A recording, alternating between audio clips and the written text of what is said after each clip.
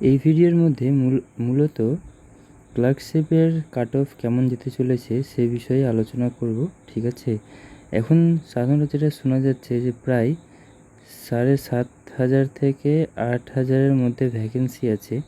কিছুটা হলেও ভ্যাকেন্সি কমেছে, ঠিক আছে, এমনটাই আশঙ্কা করা হচ্ছে, যদিও এটা মানে আনঅফিসিয়াল। ঠিক আছে, তো এটা 90% চান্স আছে যে হতেও পারে, কিন্তু কিছু এক্সেপশনও হতে পারে। এখন যতক্ষণ পর্যন্ত রেজাল্ট আসছে না, ঠিক আছে, ততক্ষণ পর্যন্ত কিন্তু কিছু বলা যাচ্ছে না, এই হচ্ছে আসল কথা। তো তাও আমরা এমনটাই মেনে চলছি যে 8,000-এর কমই কিন্তু ভ্যাকেন্সি আছে। তাহলে কেমন কাট অফ যেতে পারে সে বিষয়ে কিন্তু মানে আলোচনাটা থাকবে। তো দেখো, যখন সবাই একটা ডিসাইড করেছিল, যখন 8K থেকে 9K ভ্যাকেন্সির কথা শোনা যাচ্ছিল, যে অ্যারাউন্ড 9K বা 9K প্লাস হয়ে যাচ্ছিল, তখন কিন্তু অ্যারাউন্ড প্রত্যেকে সবাই ভেবেই ছিল যে এবার কিন্তু কাট অফটা কিছুটা হলেও কমবে। মিনিমাম 115-র কাছাকাছিতেই কাট অফটা থাকবে। ঠিক আছে, ইউআরের ক্ষেত্রেই বলছি, রিজিওনালের আমি কথা বলছি, যে 115-র কাছাকাছি থাকবে। হতে পারে এর থেকে 2-3 নম্বর কমে যেতে পারে, বা এর থেকে 2-3 নম্বর কিন্তু বেড়ে যেতে পারে। যেমন প্রিলিমসের ক্ষেত্রে সবাই ভেবেছিল যে অ্যাটলিস্ট 52 বা 53 থাকবে। ঠিক আছে, অনেকজনের ক্ষেত্রেই মিনিমাম এইটা একটা মার্কস সবাই বলেছিল যে 52, 3, 5, 55 এই ধরনের কাট অফ থাকবে। কিন্তু আলটিমেটলি আমরা দেখেছিলাম যে যেহেতু পাস অনেকজন করিয়েছে, প্রায় 89K প্লাস পাস করানো হয়েছিল, যার কারণে কিন্তু কাট অফটা এসেছিলো সবাই জানে 49। ঠিক আছে, তাহলে যতটা মানুষ আশা করেছিল তার থেকে কিছুটা কমই ছিল।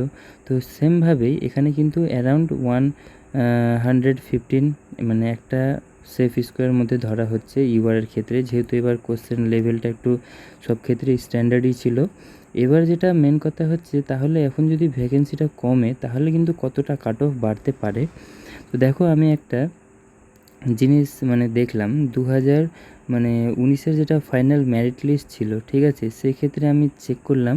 তো প্রায় 500 থেকে, ঠিক আছে, 500 থেকে 1000 জনের মধ্যে, 500 থেকে 1000 জনের মধ্যে নাম্বারের ডিফারেন্স থাকছে প্রায় 1.5, ঠিক আছে, 1.5 থেকে 2 মার্কসের।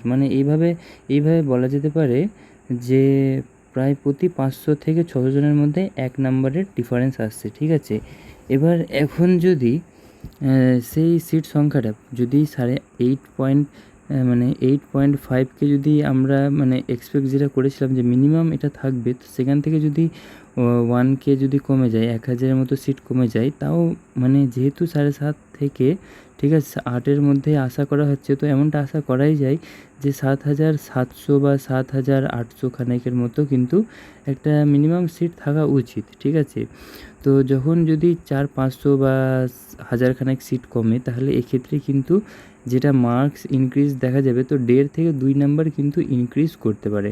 ঠিক আছে, 1.5 থেকে 2 মার্কসের মতো ইনক্রিজ করতে পারে। তো যেটা 115 ভাবা হচ্ছিল, ঠিক আছে, 115 ভাবা হচ্ছিল, সেটা কিন্তু হতে পারে 116, ঠিক আছে, 116 বা 117-তে যেতে পারে। এর থেকে কিন্তু বেশি কোনো মতেই বাড়বে না। ঠিক আছে, এর থেকে বেশি বাড়বে না, কারণ যেটা দেখা যাচ্ছে যে মিনিমাম 1,000 জনের ক্ষেত্রে 1.5 নাম্বার কিন্তু ইনক্রিজ করছে, আর এটা এবারের ক্ষেত্রেও হবে। ঠিক আছে, কারণ একই নাম্বারের মধ্যে 500 থেকে 600 জন থাকছে, তো সেই ক্ষেত্রে কিন্তু বেশি কিন্তু মার্কসের ডিফারেন্সটা আসবে না। তো যারা মোটামুটি 115 থেকে 120-র ভেতরে আছো, ঠিক আছে, 120-র ভিতরে, তারা এখনও সেফ থাকতে পারো, এমনটাই আশা করা যাচ্ছে।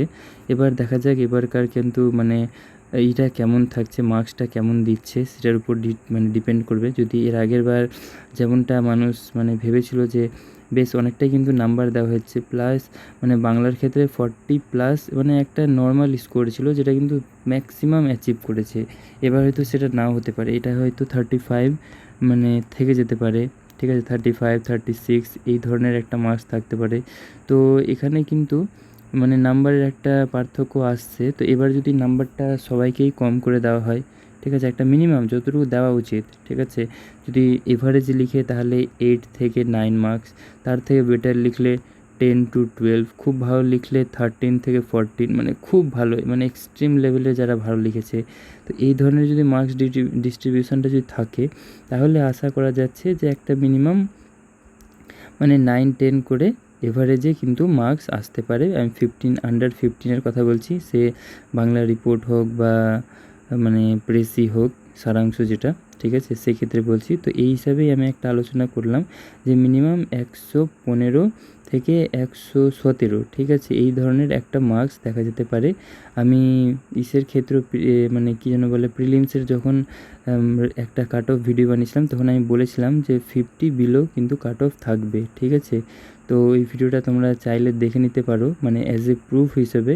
তো 50 নিচে আমি বলেছিলাম, তো সেটাই কিন্তু তেমন হয়েছিল। তো এবারও আমার যেটা মনে হচ্ছে, আমার ব্যক্তিগত মতে, যে 115 থেকে 117 এটা একটা মানে যথেষ্ট কিন্তু স্ট্যান্ডার্ড নাম্বার হতে চলেছে, ঠিক আছে। কারণ অনেকজন আগেই মিসলেনিয়াসে শিফট হয়ে যাবে, তো সেটা কিন্তু ইফেক্ট পড়বে না, যেহেতু রেজাল্টটা ওই ধরনেরই বের হবে।